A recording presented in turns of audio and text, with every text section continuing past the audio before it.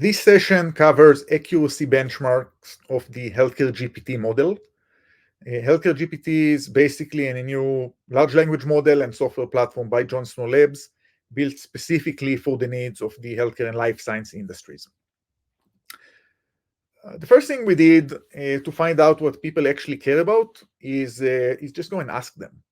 And what we've done is we work with the company, Gradient Flow, who asked the community really a whole set of questions. And this is going to be a whole survey that's going to come out in a couple of weeks. It's very recent, so the survey just ran last month. The majority of people are from companies, organizations, so whether healthcare systems, pharmaceuticals, software companies that are actually either evaluating or using generative AI right now in the healthcare and life science space. And you see about half of the organizations are large organizations, the other half is small, so we have a good distribution here. And just over a third of the people were people in technical leadership positions. So I'm not going to show everything, but one question we asked was very simple. When you're evaluating large language models, what is most important to you? And here are the results that came from you, really. The first and most important thing is accuracy, and that it's definitely consistent with what we have seen in the past. The second thing that's almost as important was security and privacy. Basically, make sure that there's no data sharing that is happening, whether you have PHI or not. Nobody wants to share any data with the LLM provider. And the third most important aspect close by was a healthcare-specific model. And that's something that we see all across, really, across everyone we speak with in healthcare. People really want healthcare-tuned solution and healthcare-specific models. And as you'll see in the next few minutes, it's for a good reason. People have seen that this actually has a big impact on both accuracy and compliance. And then you can see the other criteria as well, and that's what we started with. And when we built kind of the LLM, the GPT model, and the medical chatbot platform around it, basically we went and make sure we fully comply with those requirements. So first of all, we want to make sure that we deliver really superior accuracy for healthcare-specific tasks, and what I'm going to share with you here is some of those accuracy and how we measured it. We want to make sure that this can run completely privately on your infrastructure behind your firewall, so that you never call any third-party API, not LLM, not anything else, and you not ever send your data outside your own security perimeter. We want to make sure that all medical knowledge is updated daily, and usually this comes with a pretty sizable knowledge graph already. That we can consistently reproduce results. So very often in a regulated industry, if you cannot consistently reproduce the same answer, it's going to be a problem using the system, right? So if you have a GPT model that can just creatively come up with a different answer when you ask the same question twice, that for many use cases that just does not work in healthcare. We need to make sure that by design the system does not hallucinate, that it always explains, it cites its sources. We need to make sure we can support private knowledge bases, and that you can configure on brand guardrails and how you want the chatbot to sound. So overall, what it means, here are some key things about the architecture of what we built. So first of all, asking, what is the GPT architecture, how many parameters we have is really the wrong question. We use multiple LLMs, and we use multiple agents and other tools. And there's an architecture about how we choose between them for different tasks. But definitely it's a multi-LLM, multi-agent architecture. We do update daily all of PubMed, all of bioRxiv, all of medRxiv, clinical trial, quite a few other terminologies and ontologies. So kind of all of that basically just come in, it's always up to date with the platform. And then that means that there is a RAG backend that comes with the system, which also makes it very easy if you want to add your own private data, whether through visual documents, right? So PDF, images, standard text, or through any custom format with some custom pre-processing that you want to get done. And the last important thing, this is an enterprise-grade product, so it's hardened. You have features like integration with federated identity provider, LDAP, AD, role-based access, a full audit trail, logging, right, security, encryption, and so forth. But I'm not going to focus about the architecture of the platform, the LLM. I want to talk about how we measure the accuracy. And when we started, the first tasks we look at, and we did this task by task, was to look at biomedical research. And you can see we started with PubMed QA, which is a very widely used benchmark. And it's a collection, it's a public collection of really questions about biomedical research that you should be able to answer from published abstract, published research. You can see some example of questions here on the right. But basically, we picked some of those questions. We generated answers using GPT-4. We generated answers using Healthcare-GPT. We did a bit of scripting so that you really couldn't tell just by the format of the references which was which. And we ran the blind tests. So we had a team of medical doctors. We do not use students. We only use certified MDs who've been at it for a while, who are practicing. We get them blind tests, so when they see an answer, they see the question, they do not know which chatbot answer came from. And we ask them a set of questions that we'll show you of really what would we care for them to evaluate. And just all of the results were done between January and March 2024, because you can imagine GPT-4 just changes behind the scene. Our chatbot also changes behind the scenes, so kind of that's your reference period for this kind of evaluation. Now, when we evaluate medical question answering, we wanted to go beyond kind of an automated test. We want medical doctors to really use their expertise and say, is this good enough? Is this something we would use? And there are 3 levels to that. The first level really looks at writing style and ask the doctor, look, just read the answer and just by reading it, does it look good?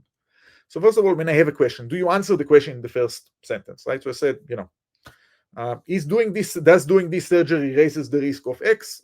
The first sentence should say yes, no, or it's not known. After the first sentence, yes, we do want more detail and we do want the fine print because there are always nuances in healthcare. We want to make sure that text is grammatically correct, that it's easy to read, and it uses an emphatic tone of voice.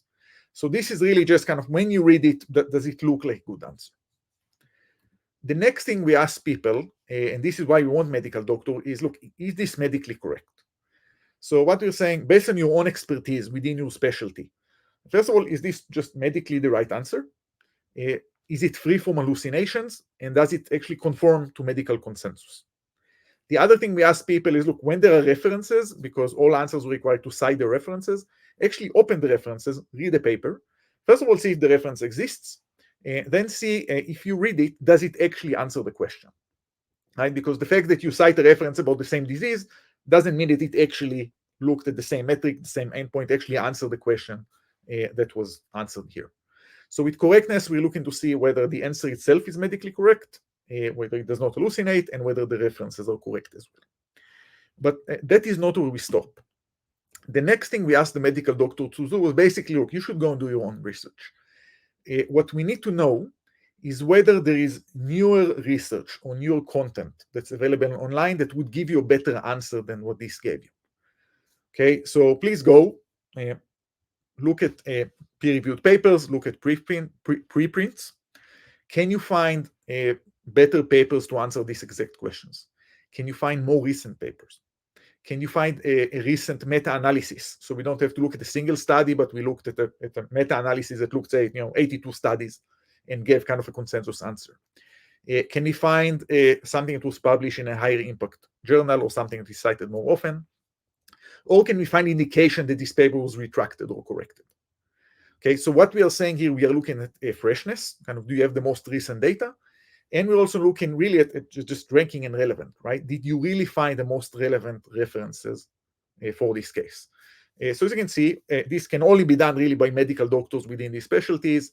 And really, we ask people to invest quite a lot of time in each question to really see if this is the best answer that can be had.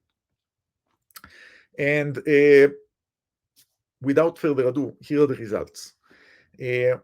When we group the questions and really just look at average kind of yes/no answers, We see that on writing style, GPT-4 was slightly preferred over the John Snow Labs medical chatbot. But when you look at correctness, as you can see, there was a huge, really like almost 2x preference towards the John Snow Labs medical chatbot, and we'll talk about that in a bit. And when you look at completeness, so completeness, freshness, also see that the John Snow Labs medical chatbot really is more than 10 points higher in terms of really kind of how good the results are. So overall, slight preference for GPT-4 in terms of writing style and just how well written it is, but there's a very, very big gap in terms of, look, is the answer actually correct? So the first thing we did is we wanted to dive a little bit deeper into it and say, look, when we have an incorrect answer, why is it incorrect? Is it incorrect because a medical doctor thought that this is just medically wrong? Okay, so this is a completely hallucinated answer. This is just not what I would want to tell a patient, not what I think is right, not the medical consensus. Or was the issue really with just the references, right? So maybe you did give me a correct answer, just the references are invented or the references are wrong. And here, what you can see, really, we just split it by those questions. And you can see on the right, the bottom line results. On just medical correctness, Healthcare-GPT got an 87% score, right? So really, 87% of the cases, the medical doctor says, yes, this is good. ChatGPT only got 62%. I'm sorry, this is not ChatGPT, this is specifically GPT-4, the highest accuracy model available. So, and those are on the three questions. Is it free from hallucination? Is it medically correct? And does it conform to medical consensus? The difference was much bigger on references, right? So on whether the reference was correct, the difference was between 78% and 24%. Okay, so overall, if you look at correctness, there's still a 25-point gap in just medical accuracy, but then there's a 54-point gap in terms of references. And this is really as evaluated by a team of medical doctors, right, on a randomized blind test. So that was PubMed, but that was not enough for us because PubMed, there are two issues with it. First of all, it focuses really on biomedical research. And we also wanted to have a benchmark that looked at really what medical doctors ask really about patients or from research, but during practice, right? So when I practice daily, I care less about things like gene protein mutations, right, or general questions. I want to know, look, this patient, if I give them this drug, right, or if I recommend this right procedure for them, what are the risks? Is this the right thing? What is the consensus? So we asked medical doctors to come up with questions that they think come up often when they practice in their specialty. Okay, which means that we had several specialties we were able to cover well. And one reason is really because clinical practice is really just different from biomedical research, but there's another very important reason. PubMed QA, and in general, this is a problem with all the leaderboards for LLMs, is that basically at this point, all the LLMs are somehow tainted with some training data. So even, of course, look, we do not train on the paper and on the training data set itself, and other LLMs would claim to do the same. But the problem is that PubMed QA has been around for several years. There are so many papers about PubMed QA, so many papers that show counterexamples about PubMed QA, there are homework exercises about PubMed QA. So in a sense, if you're an LLM and you were trained on a large body of text from the internet, you've seen some of the questions.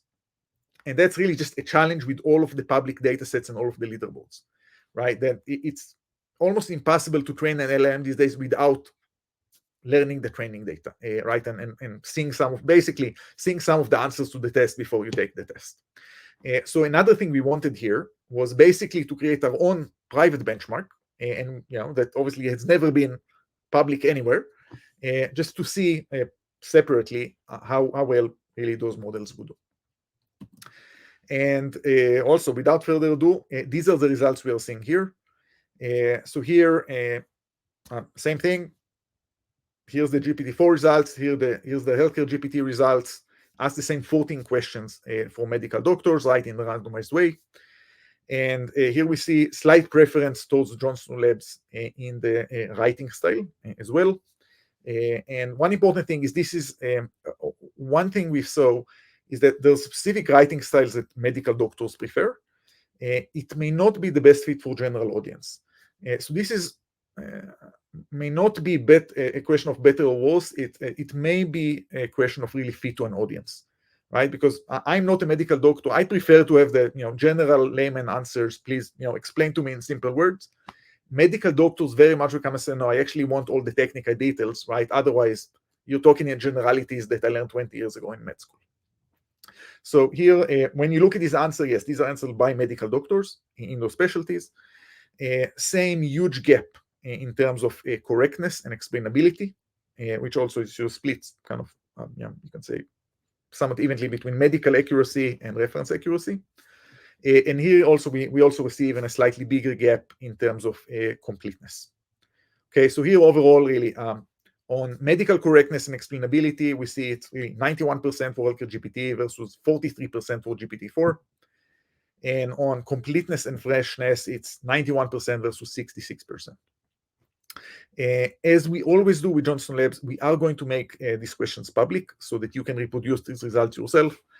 I really do not believe in private benchmarks and showing numbers without showing how we achieve them. So the only thing we're going to publish a subset, because as I just explained, once you put this on the internet, all the other LLMs are essentially going to get trained on them. And one of the advantages of this test is that we know that none of these LLMs has seen this data before, because it just did not exist. So with that, one of the interesting things was to come and say, look, honestly, it seemed like a big difference, especially if you look at things like medical correctness, references, freshness. So what we started doing, we started looking at specific examples. And I'm going to share just really three handpicked examples. And of course, you want to look at the overall metrics, right, to get the overall picture. Handpicked examples are handpicked for better and worse. But here are some of the things we are seeing. In this specific question, so the question is, what is the mortality rate from EGDS? If you look to the right, you can see the GPT-4 answer. And the main issue is that there are two references given. The first reference simply does not exist. It's just a completely made up reference that's not there. And it's interesting because the second paragraph starts with, according to a systematic review published in 2012, right? So, which means, you should pay attention to this because this is basically a central review of all other previous studies. In this case, here's what happened. While this paper actually does not exist, so there is no such review. So that's kind of one major issue there. The other issue is, of course, that the references are fairly old, right? Even if you look at 2012. And as a result, also, I'm not a medical doctor, but the medical doctors who review this evaluated this answer really just being medically inaccurate, right? So basically, if you give this answer to a doctor or a patient, this is not the right one to give to this patient. On the left, you can see the answer from the Healthcare-GPT chatbot. So one thing you can see, first of all, there are newer, well, not just more references, but newer references. Okay, and here specifically, the medical doctors judge them as relevant to this specific question. But the other thing that happened here is that the answer is actually that there is no answer in the literature specifically for the mortality rate for EGDS. Okay, because what the chatbot did here, it actually went through the papers, and as you can see, the kind of the highlighted sections, it says, look, this is a paper, it's relevant, it is about this kind of this kind of condition. But it does not, in none of the cases, does not actually specify the mortality rate for this specific situation. Okay, so that's another thing that's done here is this chatbot, in a sense, like actually read the paper and says, look, this is relevant, I should tell you about this, but it does not actually answer the question you asked, right? And the overall answer in the first paragraph is look, we could actually not find something that answered this specific question. Another kind of issues we're seeing is really just around freshness. And there were cases where GPT-4 just says, look, based on a large knowledge update, I just don't know. But the more concerning cases where we does answer. And here's an example where you see the two chatbots, they just clinically not agree on what the correct answer is. Like, do we have an answer or do we not have an answer? Right? So the Healthcare-GPT answer starts with a yes, and GPT-4 starts with a, it is unknown. Because it cites two papers, one from 2015, one for 2020, while Healthcare GPT basically found a set of newer papers, right? So this is really just a case where medicine has progressed, right? And also in this case, we also know that we have medical doctors who have actually opened these references, found them, read them, and said, yes, there actually is a better answer that we have now. So freshness is another issue. A third kind of thing that we're seeing is really where the information is coming from. So this is another example. So this is what age do shuddering attacks usually start? And also, I'm not a medical doctor, but okay, this is an age question, and you can see if you read the first sentence, basically the two chatbots disagree on when they start. And the difference is that Healthcare GPT takes its answers from a fairly recent peer-reviewed paper. And when I looked it up and checked it, GPT-4 really just takes an answer from a public post. Basically it's an article in one of the US government websites. It's fairly outdated, but it is the top result that comes up on Google. So that is not only the GPT-4 answer, this is also the Google.com answer when you run search. So this is kind of the highlighted answer from Google, but it's not a peer-reviewed answer.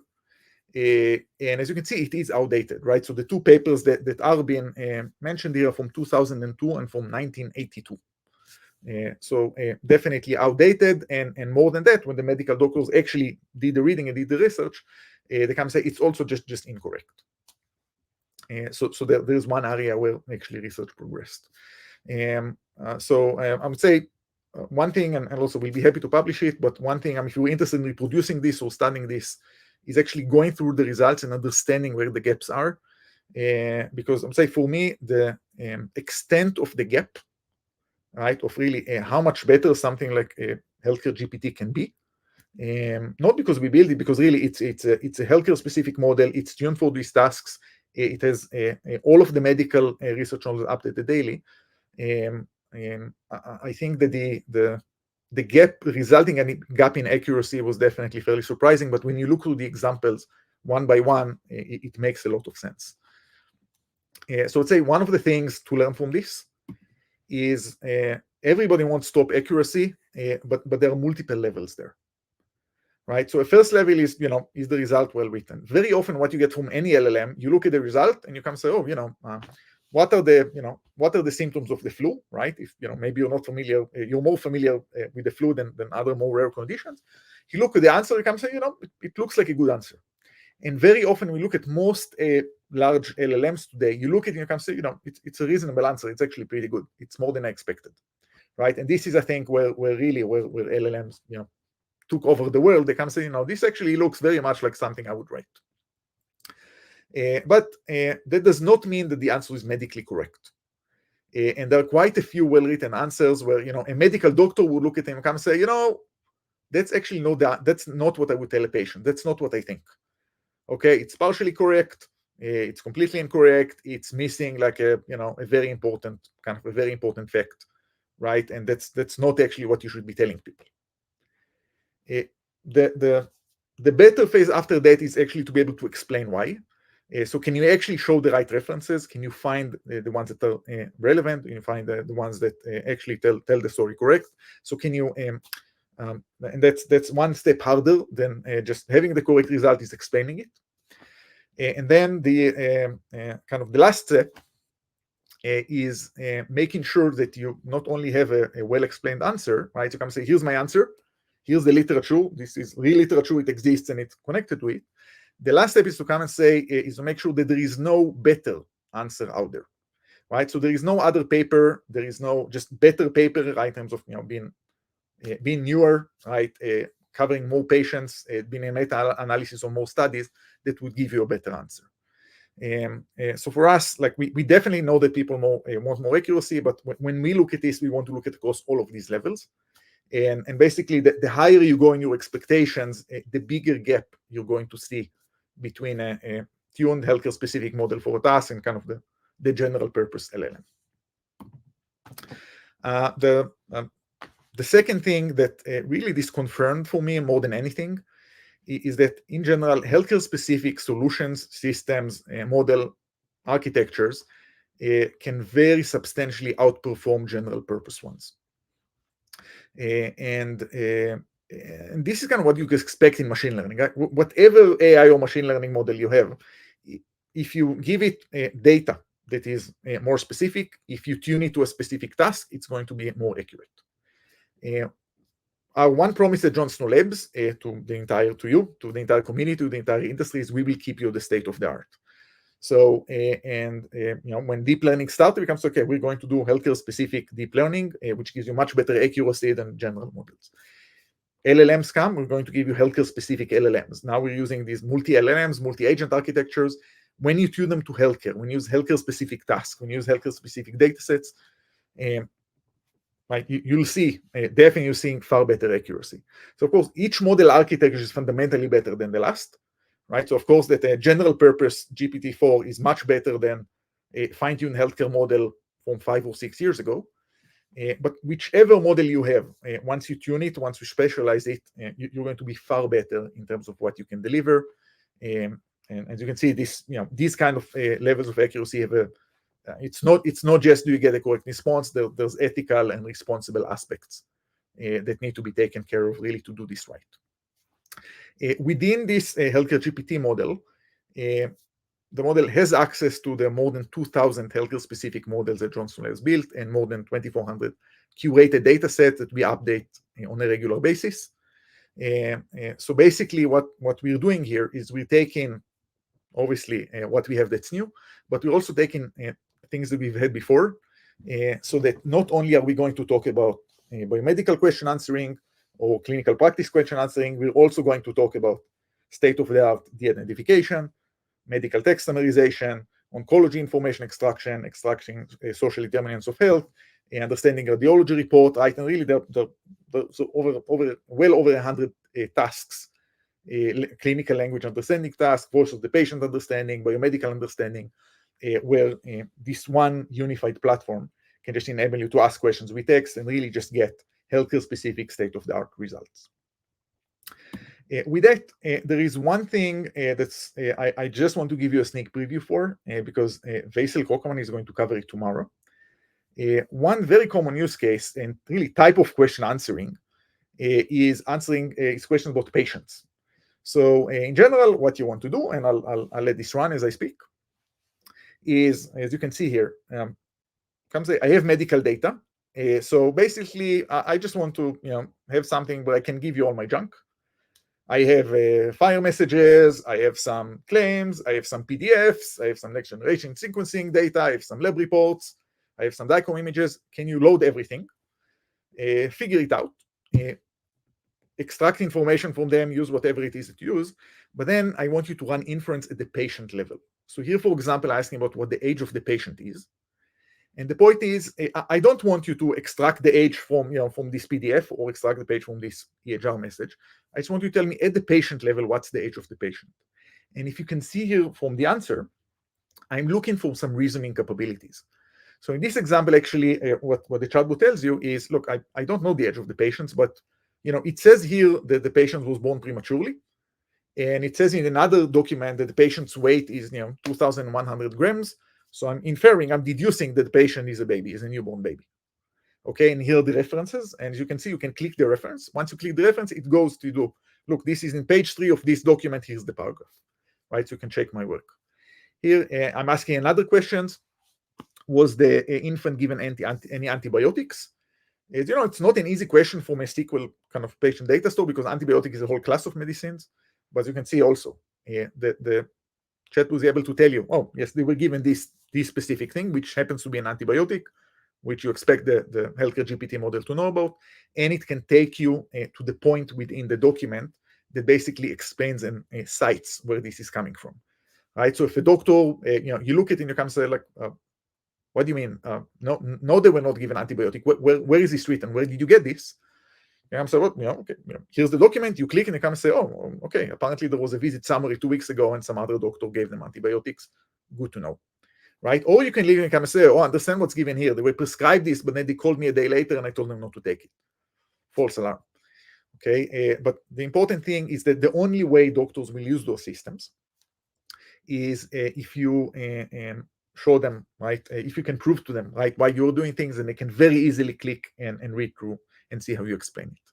So what Vaisal will show to Mari is the whole process of how you can load data in, extract information from the documents, then really do reasoning at the patient level, and then at the end, really have this kind of chatbot.